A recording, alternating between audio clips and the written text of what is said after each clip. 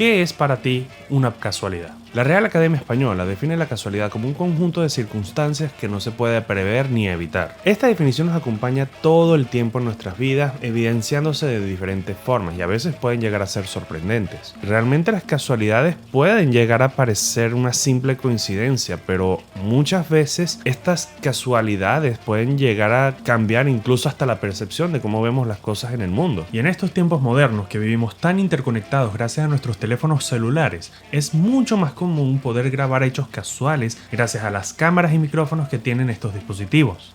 Ahora sí que es cierto que no toda casualidad de hecho va a ser necesariamente una casualidad. Por ejemplo, no es lo mismo una cámara de seguridad capturando un meteorito, ya que existe el precedente de que la cámara de seguridad graba todo 24/7. No podemos comparar este tipo de casualidades con la casualidad de la que vamos a hablar el día de hoy en este video. Pero para poder hablar de esta casualidad en específico, tenemos que remontarnos primero a la noche del 29 de julio de 1967 a la ciudad de Caracas, en Venezuela.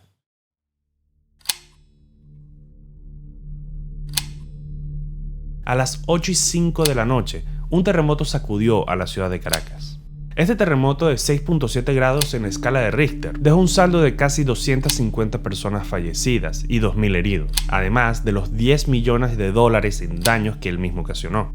Este terremoto, además de sus réplicas, ocasionaron daños terribles no solamente en Caracas, sino incluso en La Guaira, destrozando hoteles, destrozando catedrales, destrozando absolutamente todo y dejando en medio de una nube gris a casi toda la ciudad. Por ejemplo, tenemos el caso de la Catedral de Caracas. A esa hora, a las 8:05 de la noche, se estaba realizando una misa y cuando empezó el terremoto, todos los vitrales de la iglesia estallaron. Y además, la cruz pontifical que se encontraba en el techo de la catedral cayó en la acera de la ciudad, quedando completamente destrozada y dejando una marca en el pavimento. Este terremoto fue tal que el mismo Raúl Leoni planteó la creación de un instituto que se encargase justamente de todo este tema que tuviese que ver con los movimientos sísmicos. Y fue en años posteriores, durante la primera presidencia de Rafael Caldera, que se creó justamente Funvisis. Pero sin duda alguna, el hecho más impresionante de este terremoto ocurrió en un estudio de Caracas. Probablemente ya conozcan este video que está apareciendo en pantalla. Este video o este audio no es más que uno de los documentos históricos que dejó el terremoto de Caracas. Más allá de esa extraña grabación que se estaba realizando en BTV, pero creo que nadie, por no decir casi nadie, ha visto, la cual captura el momento exacto en el que comenzó el terremoto de Caracas. Probablemente ya lo hayas escuchado, pero probablemente ni siquiera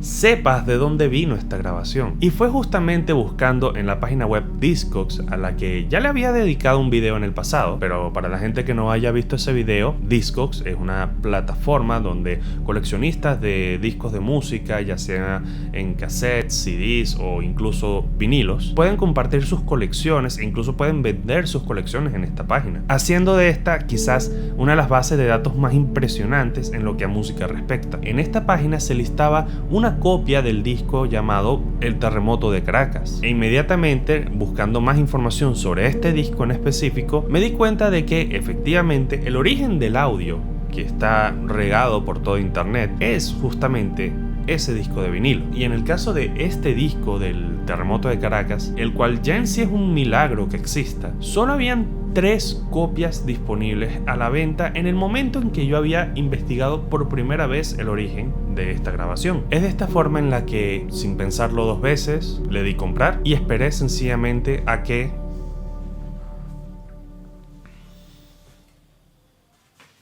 el disco llegara a la puerta de mi casa. Soy el dueño de una de las pocas copias que quedaban disponibles a la venta del disco de 45 revoluciones por minuto de 7 pulgadas de El Terremoto de Caracas, originalmente distribuido por la compañía Discomoda. Lo que me lleva a hablar un poco, y voy a hacer un pequeño resumen de la historia de Discomoda, ya que hay muchos aspectos que son muy importantes en la historia de la grabación que se encuentra en este disco. Así que vamos directamente a hacer un pequeño resumen histórico de Discomoda.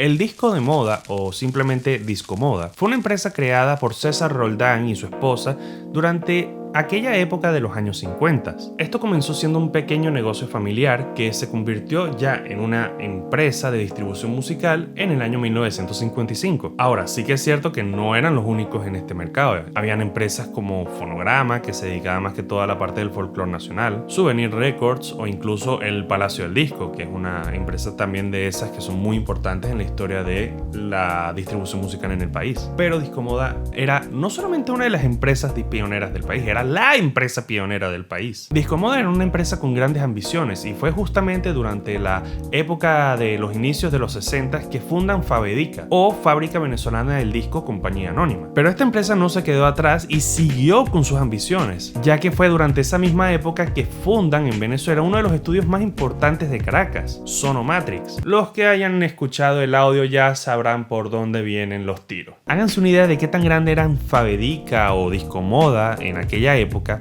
que fueron una de las primeras compañías distribuidoras y fabricantes aquí en Venezuela de discos de vinilo que tuvo los derechos nada más ni nada menos de EMI. Sí, EMI, para fabricar y distribuir discos de los Beatles aquí en Venezuela, donde consigas una copia de "Estos son los Beatles". Literalmente ese disco pudo haber sido manufacturado aquí en Venezuela. Y sí, fue durante esta misma época de los 60s que ocurre la grabación del Terremoto, y obviamente es justamente después de eso que obviamente sale esta grabación en específico. Voy a hacer un pequeño resumen de lo que ocurre después con Discomoda y con gran parte de estas compañías disqueras, ya que lo que viene después es medio triste, pero también súper interesante. A ver, durante la época de los 70 todas estas compañías tuvieron su pico, pero fue durante la época de los 80 que aparecen dos empresas que básicamente con su monopolio acabarían literalmente con toda la distribución musical. Me refiero obviamente a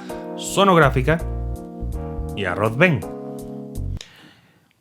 Para la gente que no lo sepa, Sonográfica pertenecía a 1BC, también conocidos como RCTV o Radio Caracas Televisión. Y en el caso de Rodben pertenecía a Grupo Cisnero, o Venevisión para los amigos. Sin embargo, fue durante esta misma época de los 80s en la que estas compañías pequeñas empezaron a verse un poco rezagadas por muchas cosas. A ver, en un principio todas estas empresas tenían un control de distribución de discos de vinilo, pero estamos hablando de los 80s y ya muchas empresas estaban migrando toda su producción a discos compactos. Muchas de estas empresas no tenían la infraestructura para producir ni distribuir CDs, lo que nos lleva a la época de los 90s, y aquí es donde arrancan los verdaderos problemas para muchas de estas empresas que terminaron quebrando por completo. Comenzando por lo básico, y es que con la crisis económica que había en aquel momento en el país, nadie compraba discos, y con la llegada obviamente de las computadoras para el hogar, todas estas empresas literalmente de distribución musical se volvió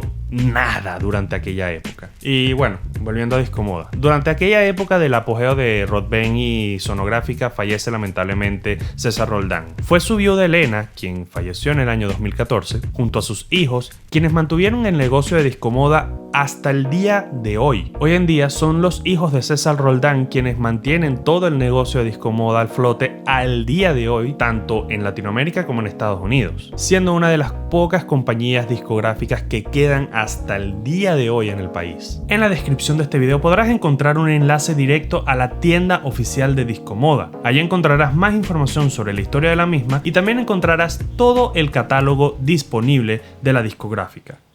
Pero bueno, volvamos con el terremoto. Este era el aspecto desolador de calles y zonas residenciales de Caracas después que el reciente terremoto interrumpió la vida de la ciudad con una terrible conmoción, sembrando la ruina y la muerte entre los habitantes. A ver, ¿por dónde arrancar con este disco? Este disco contiene dos canciones. La primera de ellas es el lado A, que incluye obviamente la grabación del terremoto de Caracas, y el lado B del mismo, que incluye un aguinaldo llamado El Milagro de la Cruz, compuesto por los hermanos Oropesa, cuyo título y cuya letra tiene mucho sentido, sobre todo teniendo en cuenta lo que se encuentra en el lado A de este disco. Pero el día de hoy solamente nos vamos a centrar en el terremoto. Probablemente ya ustedes hayan escuchado la grabación que está en YouTube, y si pensaban que esa grabación es tal cual lo que está en este disco, efectivamente tienen toda la razón. Esta grabación arranca con una narración del locutor Gilberto García, que cuenta justamente los hechos que ocurrieron en aquella noche de 1967. En aquella noche habían 3 personas en los estudios de Sonomatrix: Alejandro López, el ingeniero de sonido que trabajaba justamente en Sonomatrix, el organista Tulio Enrique León y el compositor de la canción Mi Navidad, Germán Narváez. Hay que acotar un punto muy importante, y es que ya habían varios instrumentos de esta canción en específico que habían sido grabados previamente al terremoto de Caracas, así como las voces de un coro infantil llamado Armonía Navideña, dirigido por el director Sebastián Padrón. Básicamente lo que estaban haciendo en aquella noche era grabar unos instrumentos adicionales a la grabación ya existente. Así que efectivamente no, los niños que van a escuchar en esta grabación no se encontraban en los estudios Sonomatrix en el momento que ocurrió el terremoto. A las 8 horas y 5 minutos de la noche comienza el terremoto. Todas las personas que se encontraban en el estudio salen corriendo, obviamente por todo lo que estaba ocurriendo en aquel momento. Pero lo más interesante de todo fue que Alejandro López, el ingeniero de sonido, dejó todos los equipos grabando y dejó todos los micrófonos abiertos capturando lo que van a escuchar a continuación.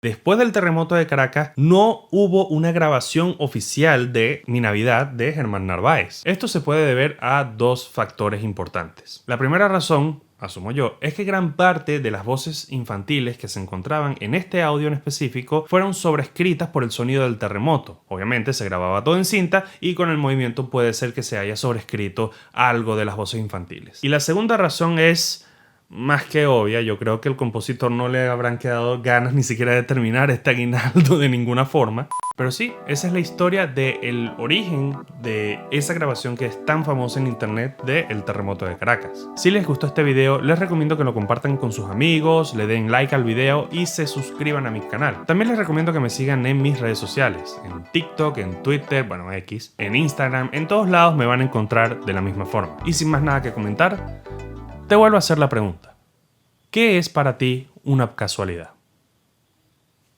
Chaito.